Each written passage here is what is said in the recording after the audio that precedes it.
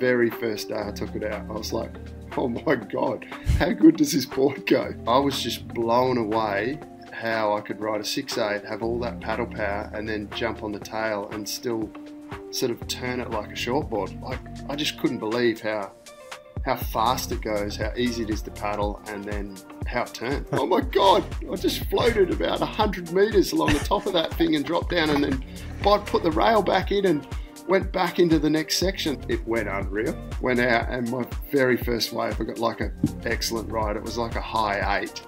And I just had this light bulb moment, like, you idiot. What have you been doing? Like, this is 2 litres more and it feels 10 times better. And I'm like, oh my God, if I'm doing this, the whole world's doing this. We're all riding boards too small. Welcome to the Basis Surf Podcast. Super excited. We got Ian McPherson from Woolly TV. You probably know him for his board reviews. I love his board reviews because he has a awesome sense of humor, but he's also a surf coach, has a surf shop, jack of all trades, man of many talents. Thanks for joining, Ian. Thanks for having me, Van. Pretty stoked to be on the potty with you this morning. So, yeah, epic. Awesome. Well, the first question that I wanted to ask you, because, we've been exchanging emails, and like at the bottom, I just see you, and there's this massive wave behind you. So can you tell me the story about that wave, that picture?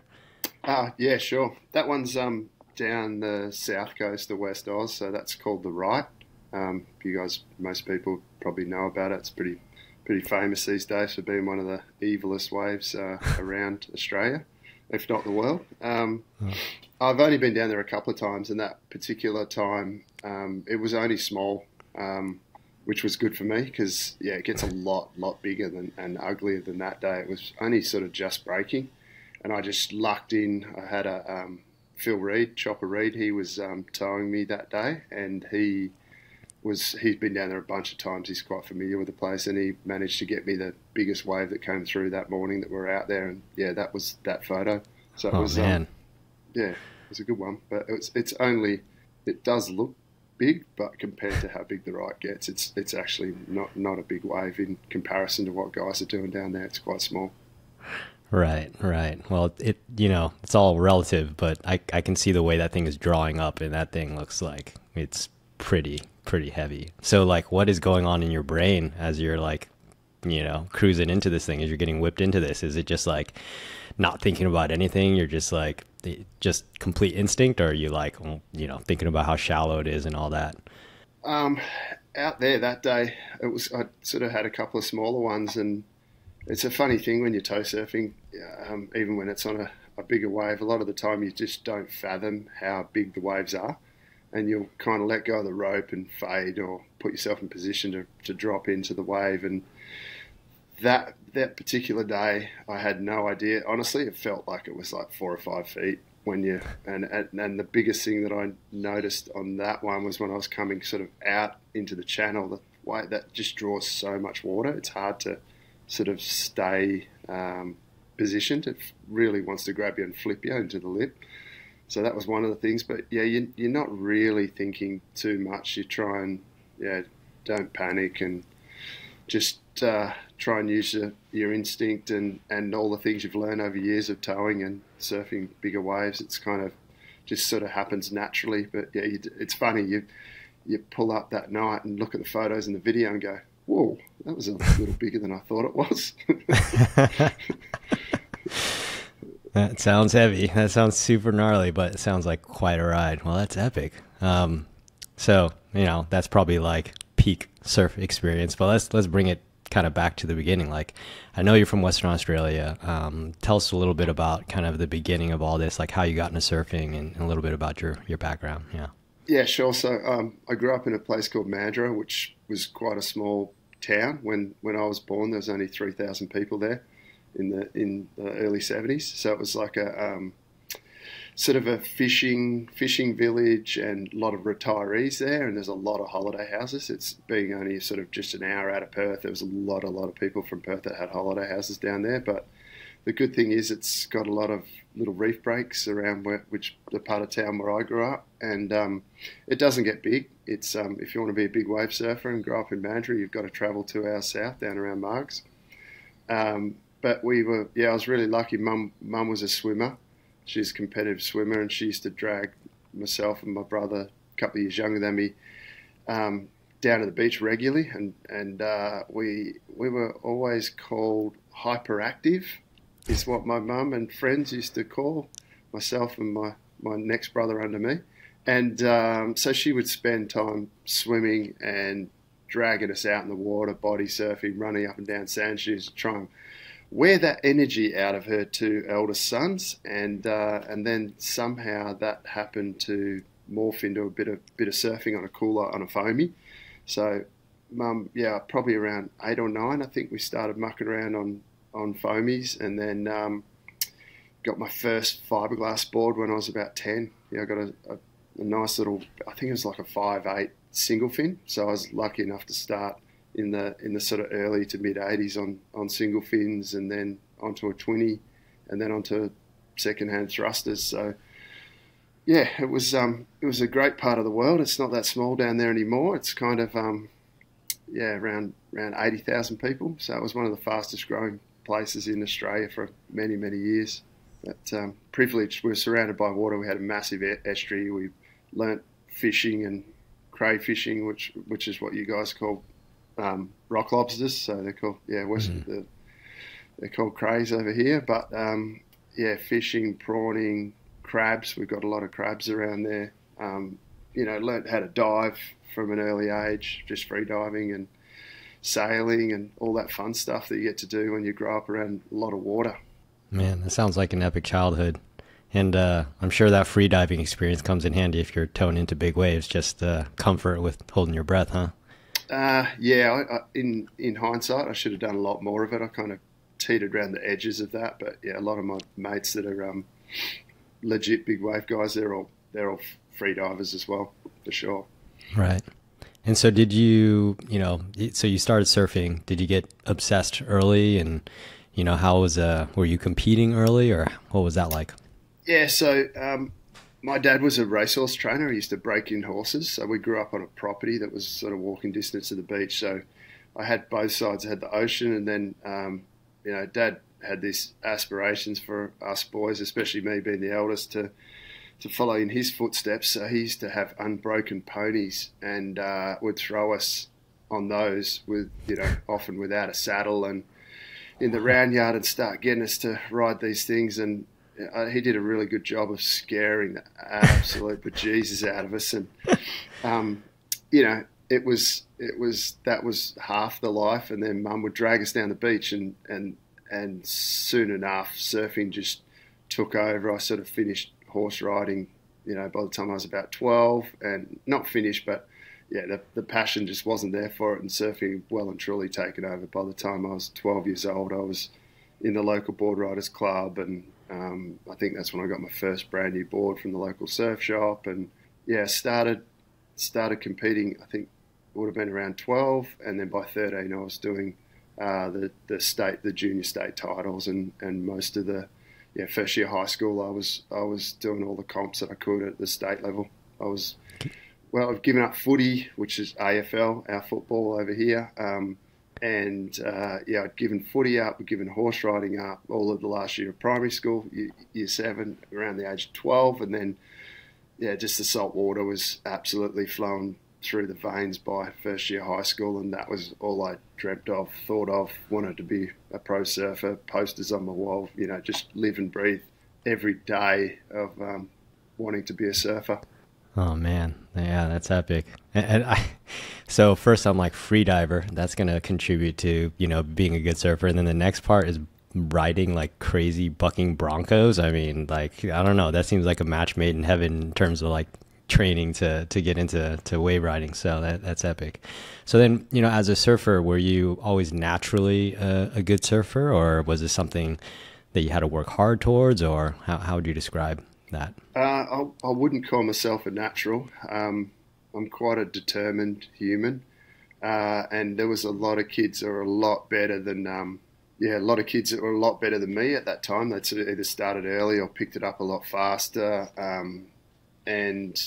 I definitely didn't just go straight to the top of of the state rounds or anything like that. I was sort of, we had a couple of kids around my age, and there's probably 4 of us that were sort of around the same level in the local board riders club, and I definitely wasn't at the top of that 4. I was sort of in the middle, and then as I got to the state rounds, like, it took me a long time to make finals. I was kind of, and if I did make a final, I was like 4th or 5th. Back then, they'd still have 5-man heats, and it was a totally different structure. You know, it was best 4 waves back then. And I'm not very good at focusing either. That's something that I had to learn over time. So I'd often make a lot of mistakes. I might have the best wave of the heat and then have absolutely no backups. I had no real mentors at that time, and there was no such thing as coaches back then. Really, no one got coached. That was not a thing at that time. So everything. I didn't make my first state team till I was 16 or 17. So all the kids that I was competing against and were friends of mine at the state level, they were all, you know, they'd all made 3, 4, 5 state teams by the time I had. So it was kind of, definitely didn't come easy, but I'm a persistent human, that's for sure. Nice. Well, I think those stories are actually more interesting in a lot of ways, and there's kind of more value to be gained from them, like when you have to struggle through something versus if you're just naturally born with it. Do you remember any like hurdles that you hit that you overcame, and like how you overcame them that might be useful for our community?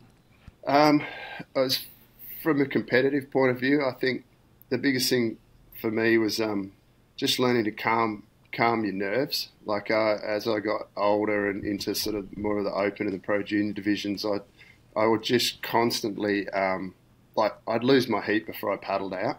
I'd be, that guy's got, I know that guy, I've seen him in a magazine. No, you know, you just got all this self-talk going on, and I've seen that guy surf. Oh my God, how am I ever going to beat him? And you got this negative self-talk going on. So it was kind of, for me, I learned later about meditating and how to sort of control your breath, and I guess some of that would come through breath hold stuff as well once I got a bit older. But the very first thing that someone gave me, which worked for me, being a busy mind, that going back to that hyperactive description that was thrown around a lot before there was ADHD or ADD. That just wasn't a thing. It was, oh yeah, my boy's hyperactive. Well, I can tell you right now, I was undiagnosed ADHD. There's no doubt about it, and I can see it with my kids. I've got one of those who's anyway, ADHD. But I got a busy mind or monkey mind. It's just too much going on. So if you're going to compete at a high level and you want to focus through a heat, this guy gave me, I don't know, they're the 3D books. You know, have you seen those books that you open up, you've got to stare at it and the picture slowly comes out through the pixels of the art? Have you seen those things? Yeah, I've seen those, yeah. Yeah, so someone told me about those, and I went and bought one, and I'd sneak off down the beach and pull that book out and just sit there and focus on that book, whether it be in the car or down the beach or somewhere else. And I distinctly remember doing it, going, I can work these 3D pictures are coming out. This is amazing. And then I went out and surfed a really good heat. Like, it put me, emptied my mind and cleaned me out and sent me out there where I could sort of start making a few better decisions while I was competing. So that was a real turning point for me, and it wasn't till much years later. Like, I was a late bloomer. I literally don't reckon I started surfing my best heats until I was in my late 20s, and by then, you know, I was way past the opportunity to become a pro surfer. But that one thing, that simple thing of just emptying your mind and focusing on the tasks in front of you, that book was the start of it. And then much, much later, it was, you know, all about breathing and counting your breaths and a little bit of basic meditation to help me prep before I paddled out. And I use it not just competing, but I actually do use that free surfing. Sometimes I'm having a bad surf and I'll sit out the back and just push the reset button, and I'll breathe and, you know, count my breaths and just get my head together, and then hopefully the next wave I'm back in form. So I don't know. There's a lot to be said about people with the busy minds and just focusing and taking all that pressure off yourself and just paddling out in a really good state, mental state. Yeah, for sure. I mean, I think that's obviously the context for that was in competition, but I think it applies to your everyday surfer as well. You know, sometimes you go out, you see that it's busy, and you see there's lots of like really good surfers, you might be intimidated, and you know, kind of what you talked about seems like a good way to clear your mind and get into the right mindset before you go for your surf. So no, that makes a lot of sense. So that's on the mental side. What about on the technique side? Was there anything that you struggled with, or I don't know, I know you're a surf coach. What are the kind of common things that you see with some of your clients that people struggle with that, you know, that you've been able to help unlock or you were able to unlock for yourself? So firstly, for me, we'll talk about the hurdles. I'm quite tall. I'm almost 6'2", and I was always quite a skinny kid. I was all arms and legs, so my style was erratic and pretty poor. I did a lot of. I was lucky. My dad, back to the horses, he bought a video camera for filming horses at the track when he was training, because before races at the trials. So my brother and I used to steal his camera and started doing video footage pretty early, which at the time, you know, they were the big VHS cassette in the side of it. It was in the 80s. And so we could literally film on that camera and then bring it home and put it in the VCR. So it was like, it wasn't a handy camera or anything like that. It was a massive big camera. It was pretty hard to steal off the old man when and not get caught. But we would grab it and take that down and started doing before we didn't know what we were doing. We just thought we were just filming ourselves. But essentially we're doing video analysis stuff really early. So I soon learned that my style was horrendous, and I was a big gangly praying mantis, and one of the things I had to work on was trying to keep my arms from throwing around everywhere. So that was one of the hurdles and one of the things I worked through, and I'm still working through that today as a bigger guy, and trying to just improve with the board, the amount of filming I do with the board reviews. It's kind of good. I get to do a lot of video analysis stuff and be super critical of myself and my style, and just keep trying to improve that technique as I get older.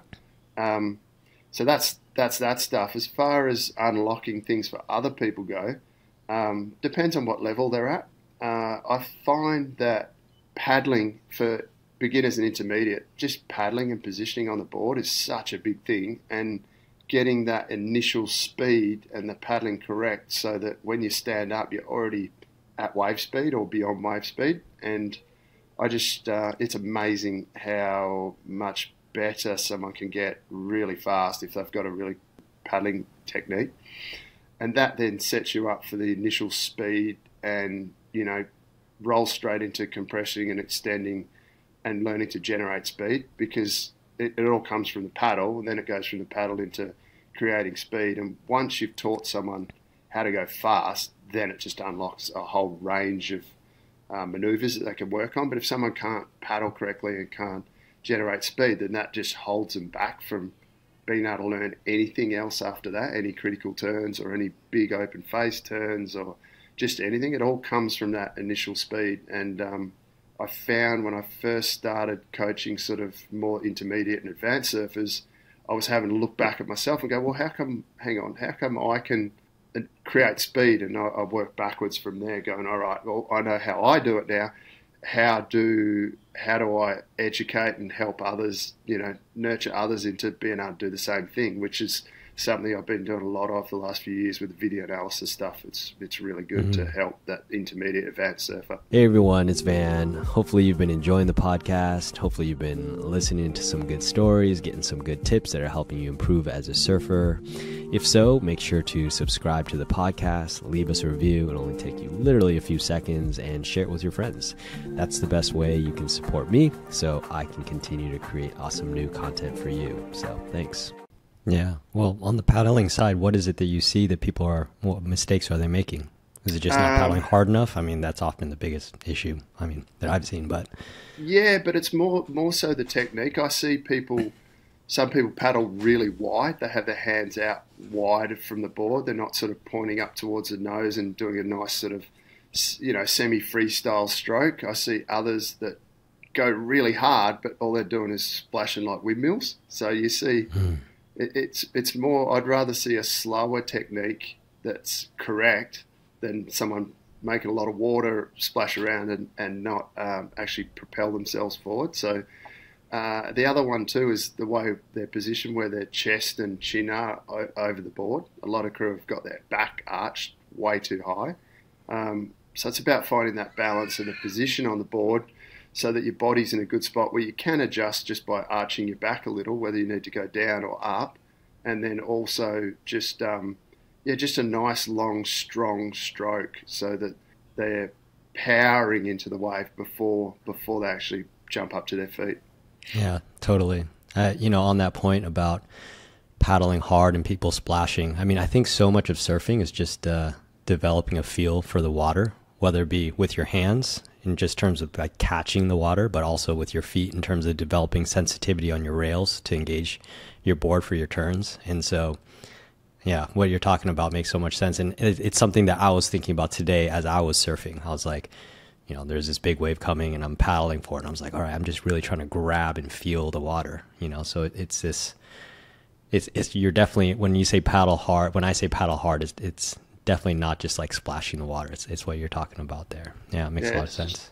Just getting that technique right. And then it's some people don't do it at all. And some people do a lot of it, but kicking as well. There's a time and a place for kicking, I find myself just the last couple of strokes into a wave, often I'll give a couple of big kicks. But, that just depends on what board you're riding, where your feet are positioned. Obviously, that doesn't work on mid-lengths and long boards, but on shorter boards, just a couple of little kicks can often really help right at the end, just before you stand up. Yeah, for sure. And are you of the opinion, because this is a debate that I see in my comment section sometimes. What's your opinion on head down or head up when you're paddling for a wave? I think I know what your answer is, but just to clarify, because you talked about adjusting your head, but when you're paddling in hard, those last few strokes to get into a wave, head up or head down, what's your opinion? As in eyes, or like just in the arch of your back? I'm not... Yeah, like, do you want to have a big arch with your head up as you're paddling into the wave, or do you want to have your head down? For me, I think head down until the last moment. It's kind of head down for that last critical stroke. So then as soon as you're starting to drift into the wave or cruise into the wave, then it goes to sort of head up as part of, it's almost part of your pop, you're getting to your feet, which pop up I don't really like to use, but yeah, it's part of your pop up, your head comes back up. Yeah, I'm of the same opinion. Yeah. Oh, good. Yeah, I mean, because you need to get that weight forward to slide into that wave, right? And yeah, I feel correct. And if you've got your back arch, then your weight's moving further back, which can help if you're about to nosedive or you're taking off on an extremely steep wave. But I'm a head down guy and paddle those last few strokes really hard so that you're in the best position you can get in before you get to your feet. Yeah. And so, as a coach, but then also reviewing boards, like what kind of recommendations do you typically give to, some of your clients? Like, you review mid-lengths, you got grovelers, you got big, wide, stubby things, you got your high-performance shortboards. How should, when you're talking to a client, like how should they think about it? It really depends on what type of waves they're riding. I always try and find out what are the most common waves you're going to surf. There's no point going, oh yeah, I'd really like, overhead surf. And I'm like, okay, well that's great. How often do you get to surf that? Oh, when I'm away on a trip. Okay, all right, great. So we're not buying a board for when you're away on a trip, unless it's a part of your quiver. One of the biggest things I find is that crew read too much into, go on a website and go, okay, we'll just use Parko, for instance. Oh, Parko's, 80 whatever kilos and he's 6 foot and I'm 80 kilos and I'm 6 foot. So I'm going to get that board that Parko rides. That's one of the biggest things that I find is a problem, because we can't ride those boards. I can't ride, if I pick a pro's board that's my height and weight, I can't ride it. It's not for me. And I think we've just got to start from scratch when we're talking to people and really dig deep into what waves they're riding, what their skill levels are, and then try and figure out what shape's going to work best for them on those conditions. But most guys already have picture in their head what they want, and it's about trying to unlock if I haven't coached them, if it's just a customer in the store or I'm just helping someone online, it's trying to figure out what their surfing ability is, because you've got all those stages of the growth of your surfing from beginner to intermediate and onwards up from there, and you've got to try and figure out where they're at. Otherwise, you put them on a board too small, too big, under volume, over volume. I think one of the biggest things, I reckon 90+% of the people that surf ride boards that are under volume for their age, weight, and fitness and ability. I just think everyone rides boards too small. Yeah, for sure.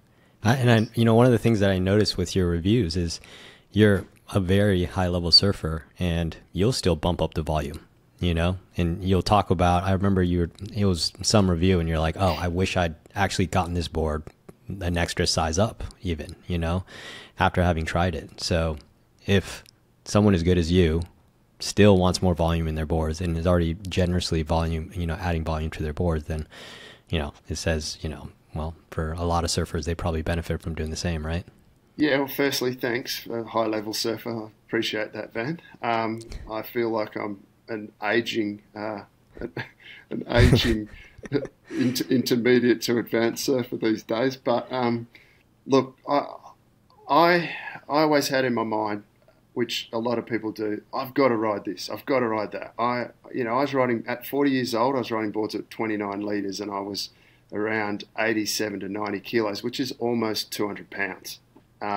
So yeah, I'm just under 200 pounds most of the time. So to be riding a board that's 29 litres, and at the time I had this calculation in my head that I just had to ride a third of my weight.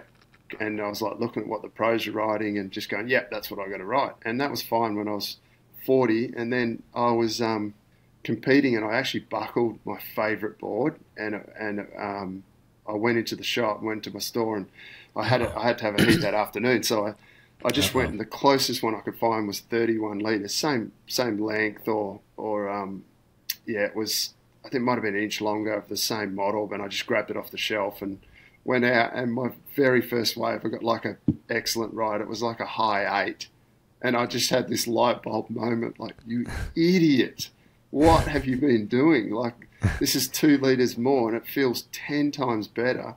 So that was my first light bulb moment. And I'm like, oh my God, if I'm doing this, the whole world's doing this. We're all riding boards too small. And right. Yeah, and then that got reinforced because I had 2 quivers after the Margaret Pro turn up in the shop. Now, one was Geordie's, and then there was a bunch of boards for Mikey Wright.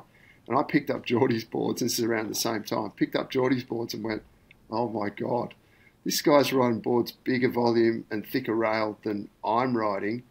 At the time, he was top 5 in the world, under 30, super fit. I go, what have I been doing, you idiot? It's like, and I was such a stock standard guy, like a white bread, performance shortboard. I'd never rode anything else. Occasionally I had a mate of mine's a really good shaper over in the East Coast called Chris Garrett.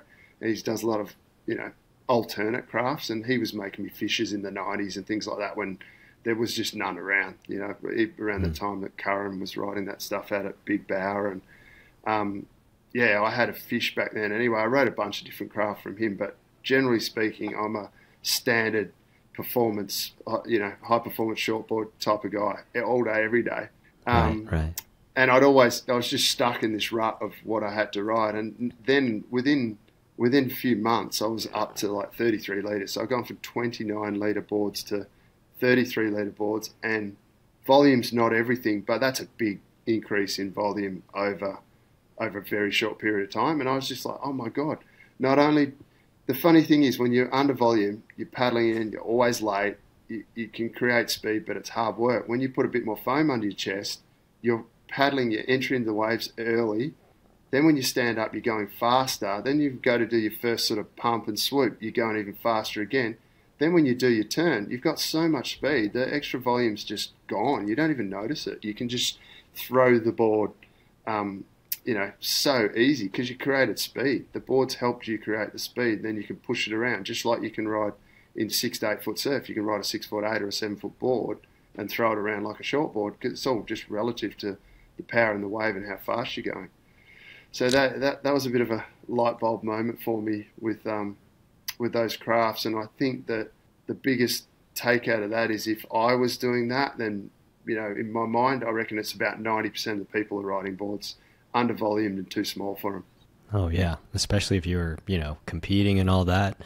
And that's crazy. And you know what's interesting as well? I've noticed. So you were looking at the discrepancy between your volume and Jordy back then, but I feel like more recently, a lot of pros have been talking about bumping up their volume like now. Like I think Kanoa Igarashi was talking about one of the adjustments for this season is like he's riding higher volume in his boards. And Kelly was talking about how he's riding more volume. Like all these guys are bumping up the volume. And so I think it's really interesting. And Kelly was talking about how he's bumped up the volume and he hasn't felt a big difference in terms of, you know, loss of control or whatnot. So that's been really interesting that even the high level pros are coming around to that. Yeah, that doesn't surprise me at all. And I think the modern shapes and the shapers are so good at hiding foam these days. They can still have absolutely beautiful performance boards just with this extra foam in there. You know, there's a lot of the guys like JS do the Easy Riders. You know, Pizel the XLs, the Lost to do an XL version as well. So they're actually catering for guys that can surf that are just either bigger, taller, or carrying a bit of weight. So it's a pretty exciting time for you know, back in the day everything was just 6'3", 6'4", 18 1/4, 2 1/4, you know, 18 3/8, 2 3/8. It was just straight up and down for such a long time, and there was no performance boards for bigger guys. It just wasn't a thing. Everything was built for someone that was, you know, like 75 kilos. So I don't know, 160, 170 pounds sort of thing, you know. Yeah. So what are your recommendations for bigger, you know, bigger framed people? Like, are there, you know, how should they tweak their boards? Like, should they make sure to get, because there must be some kind of relationship, right? That, you know, a lot of board builders, they do like the XL versions where it's like thicker rails, but then similar width. Is that kind of what you should go for? Or what are the considerations that people should think about? Again, back to what waves are you riding most? Work the board model and there's nothing wrong with working with your local shaper too, you know. It's like go get a custom board and work closely with your local shaper. That's great. I did that forever. But I just think you can't go too wide. If you want a performance board, you can't go too wide. So depending on how heavy you are, you probably don't really want to go out beyond sort of, you know, 19 3/4, 20 inches wide, depending again on what type of waves. In the flatter waves, absolutely you can go wider than that. But for a performance shortboard, I think for someone around that 200 pounds, I think, you know, probably no wider, you know, in say a 6.0, 6.1, probably no wider than around 20 inches. And then you can tuck the foam up around the stringer and have the rails pulled down. So you can, you know, some boards of mine are up around 2 3/4, but most of them sit around 2 5/8. So I think around that sort of, you know, if you're working around 20 inches, 19 7/8, and around 2 5/8, 2 3/4 with a bit of a rolled deck with pinch rails, you can still get an absolute performance shortboard out of those dims and be able to surf perfect, you know, overhead surf and still surf them like a grommet. There's no doubt about it. That's awesome.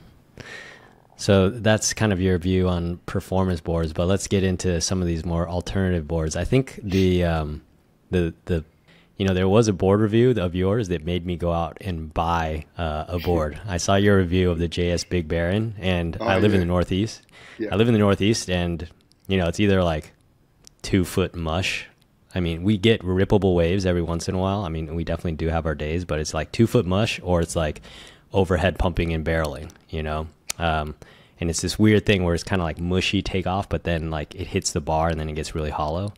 And, you know, there's a lot of good surfers that ride bigger boards as well, just because we got crazy current, you know, it's sandbars and, you know, all that. So when I saw you going nuts on that 6.8, I was like, what is going on? Like, tell us about your experience with the Big Baron, or is that still your favorite mid-length? What's your favorite mid-length nowadays? I know you've tested a bunch. Yeah, look, I don't ride mids all that often. It's funny, I just end up because I'm reviewing so many boards, I'm almost on a different board every surf these days, and then I just have my stock quiver. But is the Big Baron still in my possession? Absolutely. Yeah, that board. So there was 2 boards that year that surprised me that I never ever would have pulled off the shelf to ride, and I only rode them because I was reviewing them. And the Big Baron was one, and the other one was the Slater Designs Flat Earth. But we can talk about that in a minute. The Big Baron, I was just blown away how I could ride a 6.8, have all that paddle power, and then jump on the tail and still sort of turn it like a shortboard. Like, I just couldn't believe how fast it goes, how easy it is to paddle, and then how it turns. You know, like I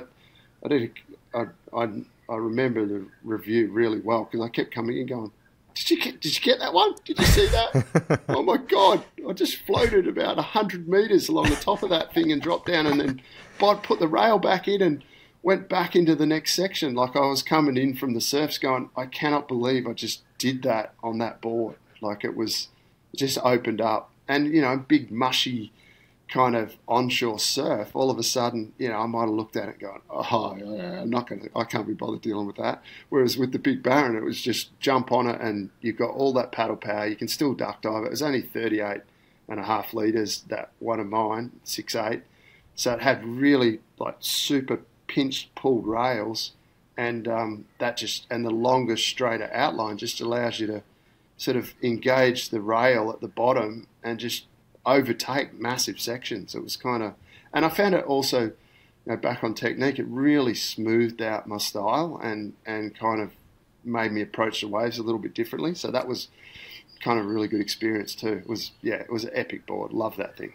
Yeah, it was nuts. I saw you float like a football field. That was the craziest wave. I saw that and I was like, I was like, that would come in handy, you know? Yeah.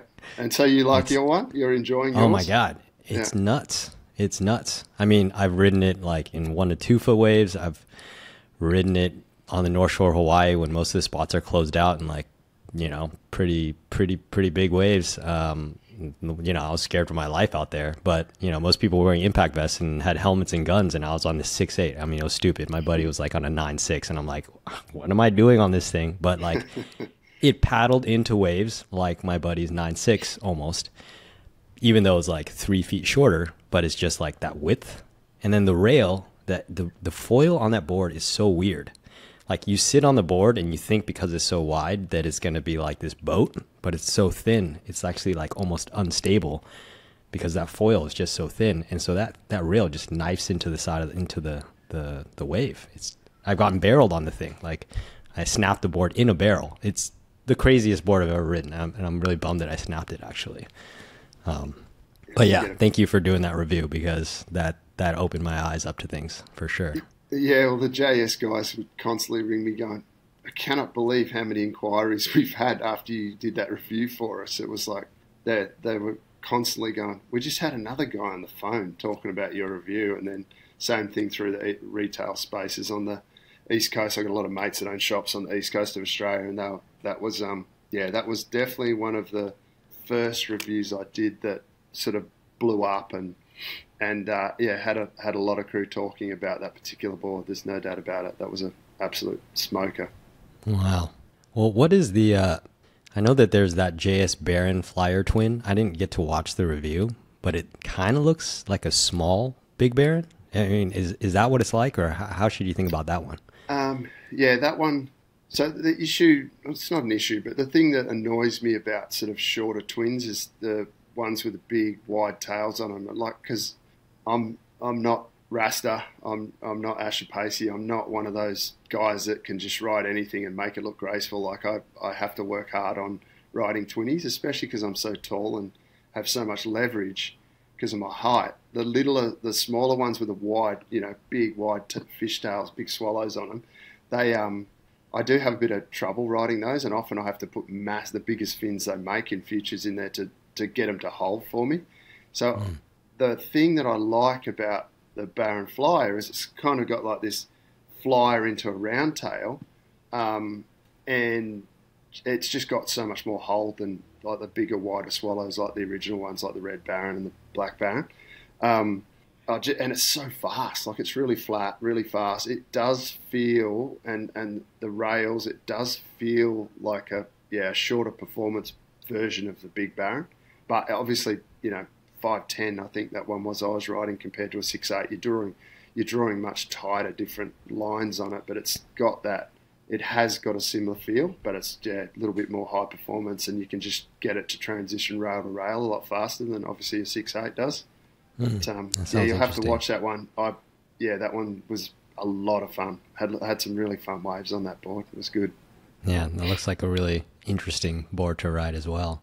Well, you said that the Flat Earth was the other board that kind of surprised you and blew your mind. What's the story there? Yeah, so in that year, that was a few years ago now, but I did the Baron, the Big Baron, and the Flat Earth. So those two boards, if I wasn't doing board reviews, there is absolutely no way in hell that I would have pulled them off the shelf and reviewed them. The Baron, obviously, I'm not a longboard guy. I'm pretty hopeless at riding longboards. I'm trying to open my mind and do whatever I can. I'm riding a lot of more mids these days and enjoying it. They've been really good, but I wouldn't have pulled that off to surf it. I wouldn't have pulled the Flat Earth off. There's no way. Like, the Flat Earth, for me, is just something that it's just not appealing to me off the shelf when I'm so used to riding white bread performance boards, just stock standard high performance shorties. And the thing about that Flat Earth, it had the same, it's got a funny flyer into a sort of a rounded, it's almost like a thumbtail. It's a cross between it's not really rounded square, it's not a squash, and it's definitely not an area pin, but somewhere in the middle. It's quite a funny outline. It's got really pinched rails. It's got like quite thick in the middle. And at the time, I was mainly riding sort of boards around 6.0, around 33 and a half litres was kind of my stock standard go-to at the time. And that one, the demo that I could get to review was 36 litres. And I remember going, we'll just see how it goes. I've just got it, I'd started to ride a few different boards at the time. And it had a really clustered fin setup because it's a 2+1. So when you look at the fins, like you've got the twins in here, and the back fin is like almost there, like the tabs for it. It's definitely not a thruster. No, not even close to a thruster fin placement. So I chucked in a set of that had FCS in it, that board, and I put MR 2+1s in it. And the very first day I took it out, I was like, oh my God, how good does this board go? It was just free. It had the feel of a 20, yet with the little trailer with the trainer wheels in the back, you could really push it like a thruster. Like, it just didn't do anything weird off the bottom ever. It just held so well. It carried speed. I worked out that for me, it worked really well in waves that had like a steep section, then a flat section, then a steep section. And like, if you had to connect the dots across a wave, it went unreal. That was probably the best conditions that I found that it worked in. And I just remember, going, I never would have ridden that board had I not been reviewing it. Those two in particular was a point when I, through the reviews and through that process, that I just went, I can't judge a board off the shelf now. This is it. I've just ridden two boards this year that completely different to what I ride. I've just got to grab them, make sure there's enough foam in it for me, and just go into the reviews with an open mind. So thanks to those two boards, I guess it sort of got me off the thought process of my boards had to be like that, just open up my mind as to what went well. That's so interesting. But I'm assuming that you still ride your thrusters, but you like to mix it up now.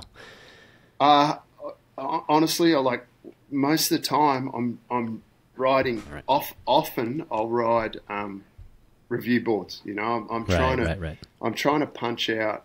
I was really my goal is to do sort of 24 in a year, which is one every 2 weeks, and I'm sort of finding that almost impossible. Especially since we've had a really, really flat summer. So the stuff that I'm putting out now sort of started back in October, November, and we just haven't been able to finish it. So, yeah, the goal of trying to get 24 out in a year, like my goal was always 12, and I've achieved that last year. We got out, I think, 13, so that was out, and I really wanted to ramp it up this year. But we're having troubles trying to get through them all. But what that does is means that when I am surfing, if there's a film around, I'm on a different board almost every day, and I'll often take 3 boards. I'll be reviewing 3 boards at once, and I'll take 3 with me down to the beach, and I'll do an hour on each one. So yeah, I'm having to jump from 20s to performance boards to other alternative craft, and I'm having to just get in the zone and try and Often there's one day, which is in a lot of the films, this one day on a right-hander, this really nice right-hander that's perfect for board testing, and the HS Holy Hypto's out there, the CI2 Pro that I'm about to release is out there on the same day, the Baron Flyer's out there. What else was there? I literally rode 5 boards in 5 hours on this right-hander. So that right's turning up in that particular surf's going to turn up in 5 different reviews. But what it does is, it's really hard to jump from a 20 to a performance board and back to a different construction performance board or a step down and then onto the next thing. It's got its challenges. But back to your question, yes, I do have a whole quiver of performance, from one shaper, from the JS guys. I've got a whole quiver.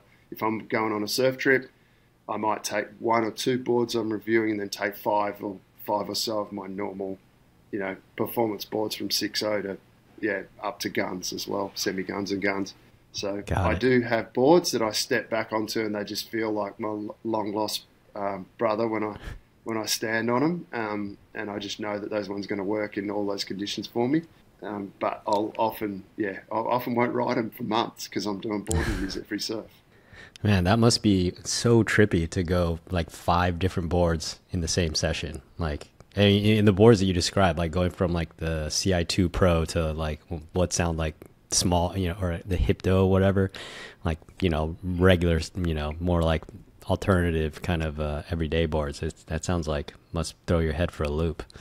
Wow. Yeah. Well, it's Go ahead.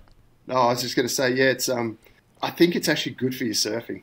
I think once you figure it out, and especially when I grab a new one and I haven't caught a wave on it, often I'll just, and I had this conversation with one of the guys I coached this week.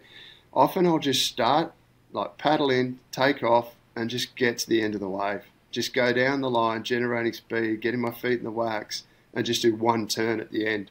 Some waves are too good and you can't do that. You'll just want to rip the thing a new one. But it's if I'm having trouble or I'm changing through a variety of boards, I'll try and just sort of clean the palette and just go down the line, get my feet in the wax and do one turn on the end of the wave. I think that helps a lot doing that. And do you think for, your everyday surfer, it's a good thing to switch boards a lot and experiment a lot? Or do you think they should kind of like stick to one board, or what's your philosophy on it? I mean, and obviously you're going to have a quiver, different conditions, but let's say, you're like head high wave, like, okay, what board are you going to be, would you recommend constantly switching it up or just dialing it in on one board?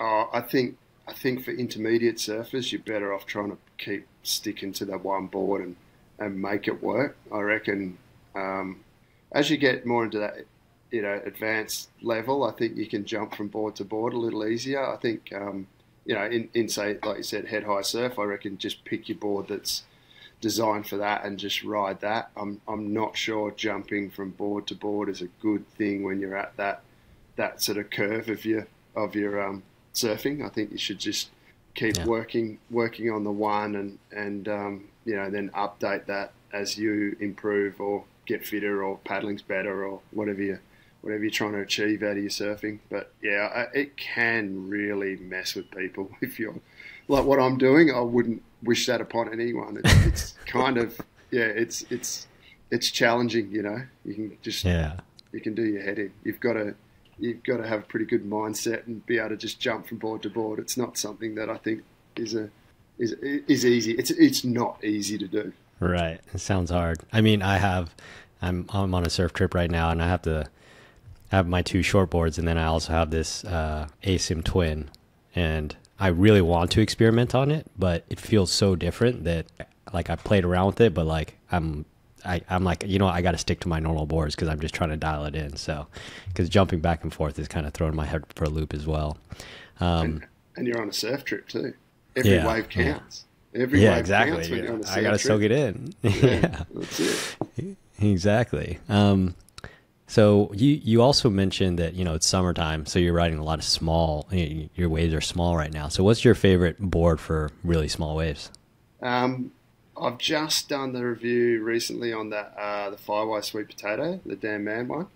That that was a massive surprise for me. Like that, I had so much fun riding that board. And again, 5 years ago, I would have looked at that and said, "Yep, that's an old man's board. I won't be touching that. That can stay on the shelf." Whereas as soon as I got on it, I'm like, "Wow!" I was literally surfing knee-high surf and doing turns on it.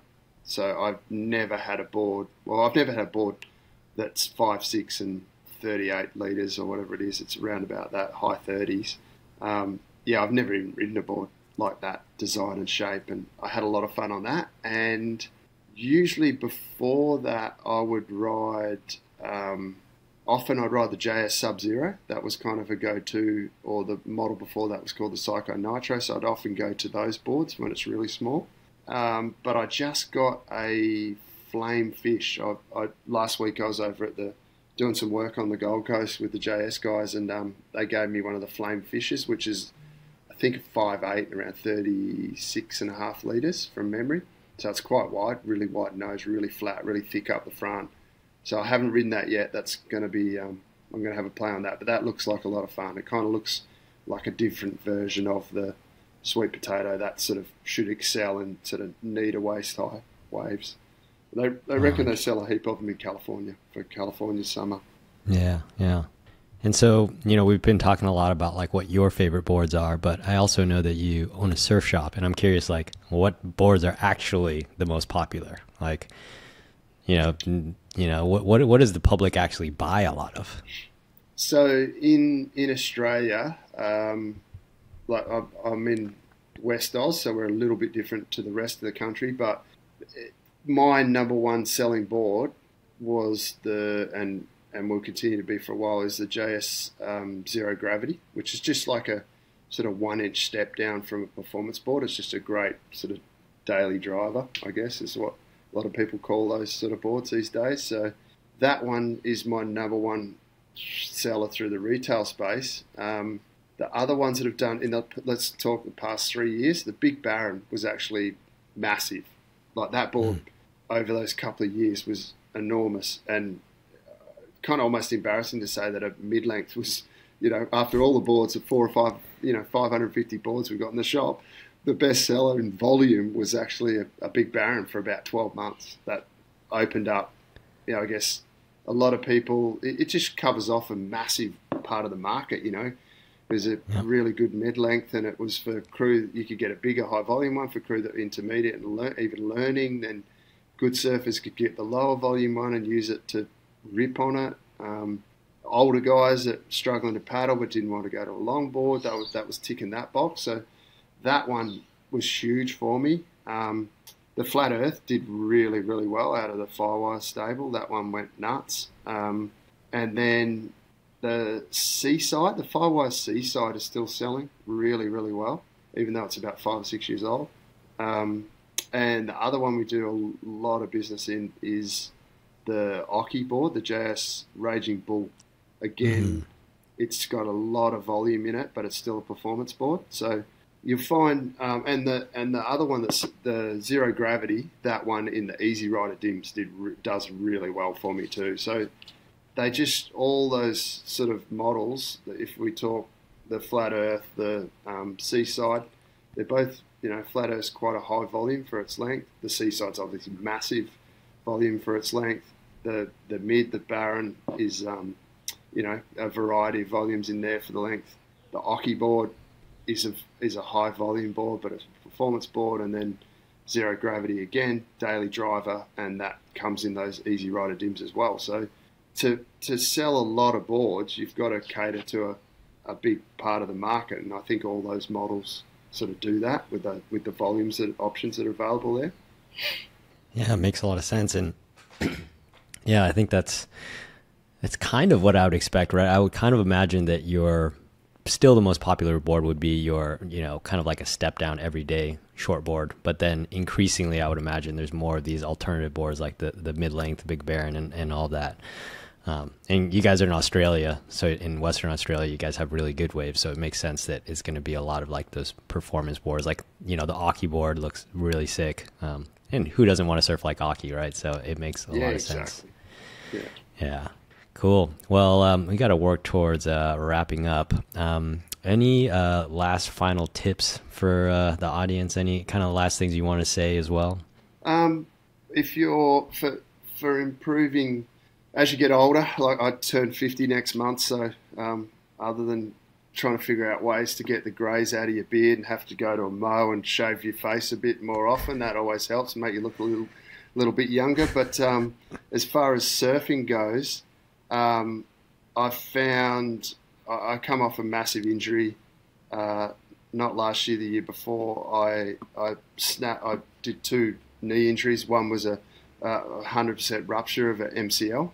So I was out of the water for 8 months with that injury. And when I came back from there, I was really stiff through my hips, my lower back. I suffered from sort of a lot of knee injuries and also lower back issues and tight hips from, I do about 1,000 Ks of driving a week, and I sit in the desk too often doing bookwork and whatnot on the computer. So I actually was dragging my front foot. My first few surfs, I was bending my toe next to my big toe back under my foot, and every time, and it was so sore and swollen, it was going black. So I had to strap those 2 toes together, and I was like, I can't do this. This is actually so painful. And I think I actually reckon I fractured one of them at one point during this getting back into surfing, and then I was like, I've got to fix this. What the hell is it? Why am I dragging my front foot? And I remember people, older crew, talking about it and saying they drag their toes. I'm like, drag your toes? How the hell do you just drag your toes? I don't even get that.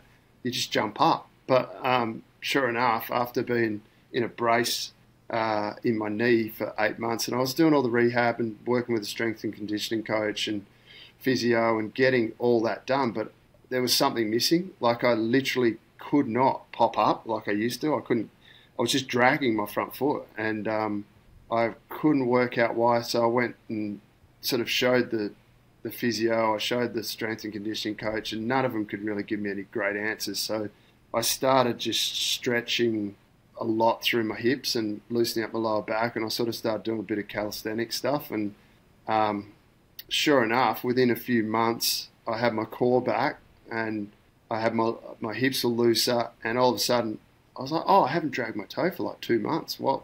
And occasionally I do it, like I will still do it. I did it one of my recent surfs that got caught again, and I can kind of look back and go, all right, if I'm not stretching, if I'm not doing those flexibility through my hips, my glutes, my lower back, getting that rotation happen, getting my core strong, my toe will drag again. So I think I learnt that out of the injury, but I actually think it's just an age thing as well. I think as you get older, you tighten up, and if you're really not looking after yourself, it's going to become a real problem as you get older. So yeah, I guess one of the key things out of that injury was that I have to work even harder on that flexibility through the hips, glutes, hammies, get that rotation, core strong.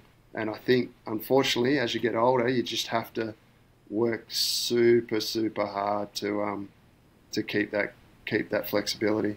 Wow. Yeah, that's super valuable advice, and sorry to hear you went through that. That sounds gnarly, getting your toe all swollen up and black and fracturing it from just dragging it. That sounds awful. And not being able to surf for 8 months, that sounds awful. So I'm glad you're through it. The worst thing was I did a minor tear on my right knee the year before, the November the year before, and I started surfing again in February. So I was out for pretty much 4 months there. And then in June, I snapped my MCL, like a clean 100% rupture of what they call it. So actually that year, so not last year, the year before, so 2022, I only surfed for 4 months for the whole year. Wow. Wasn't fun. Wow. Well, I mean, your new job is doing surfboard reviews, so you have no excuses. You got to be surfing all the time, right? So that's probably part of the calculus, right? It's in the roster. I wrote my roster on a Sunday night, and then I can work around talking to the filmers, working at what gaps I've got in the roster from the shop and the surf school, and then I can make time to get out in the water and do some filming and have a surf. So it is it's legitimately part of my job now. There's been a surfboard review guy it's on the roster. That's perfect. All your plans, it's all coming together. Sweet. Well, one last question for you. If you had to surf one wave for the rest of your life, what would it be like? You don't have to, you could describe waves, you could blend waves. What are the conditions? What are the size? What's it like? Right, left? What would be that wave that you have to surf for the rest of your life? Oh, there's so many waves I haven't surfed yet. I don't know. As far as the rest of my life, I'd say Nalu, but I'd end up that injured if I surfed that for the rest of my life. Yeah, Nalu's pretty damn good, but it's an intense wave and it's, super heavy. And I don't know. I think I'd have to go a right-hander. Okay. Can I take all the people out of there? Yep, you can. Am I allowed to empty the lineup? It's your dream wave, and it's like you are, God, and you're making this wave for yourself. Yeah. It would be really hard to go past Snapper. Like every time I'm out at Snapper, I just go, imagine having this place to yourself on a 5 foot like Snapper. Like when the super bank's really, really good, you can get either a couple of really long tubes or you get 5 tubes on it. It's pretty hard to go past that, especially on my forehand because we don't get to go right all that often in West Oz. We're surrounded by left-handers. I'd probably say Snapper because you can get tubes, you can do turns. It's such a different changing wave, tide, swell directions, cyclones, the way the bank's lined up. Like you would still get a massive variety of waves. So, yeah, I'd have to say Snapper for me. Oh, and your boardies. That wave looks so good. Water.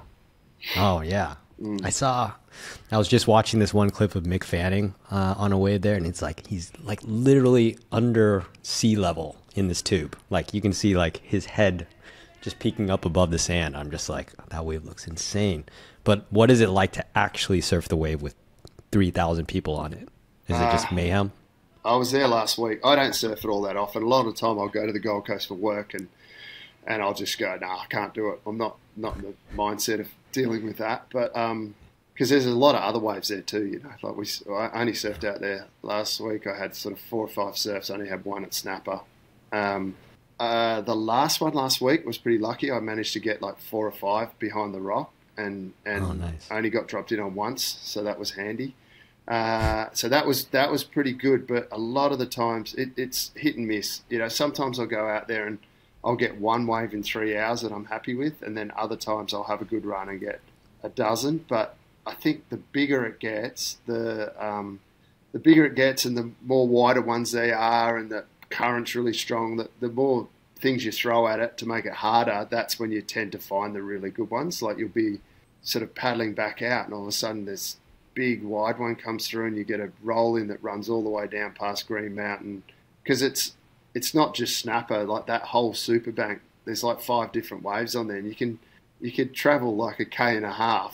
Just you might get one, paddle back out, turn around, get another one, go for another 300 meters, paddle back out, pick up another one. You go down into Cooley and down towards Kira, and some of the best waves I've ever had have actually been down that last stretch, right down the end. Mm-hmm. So, oh my God. Yeah, it's just it can be your worst nightmare, and it can be amazing. Like when it's so crowded. Like I don't deal with crowds like that. It's ridiculous, but occasionally you just jag and nugget, and it's unreal. But yeah, so Snapper's the one for me. Okay, that makes sense. And maybe that crowd is what makes the wave so good. Not obviously you'd prefer like an uncrowded version of it, but like when you have to contend with the crowd and you still score, that sounds like just extra payoff because it was so hard to get what you wanted. But all right, that sounds epic. Well, thanks for joining. I really appreciate you taking the time. No worries, man. Thanks for having me. Hopefully there's something in there for the listeners and the viewers to take out of that, but if not, oh well, sorry. Nah, that was full of gold. All right. Cool. Hey everyone, it's Van. Hopefully you've been enjoying the podcast. Hopefully you've been listening to some good stories, getting some good tips that are helping you improve as a surfer. If so, make sure to subscribe to the podcast, leave us a review. It'll only take you literally a few seconds, and share it with your friends. That's the best way you can support me so I can continue to create awesome new content for you. So thanks.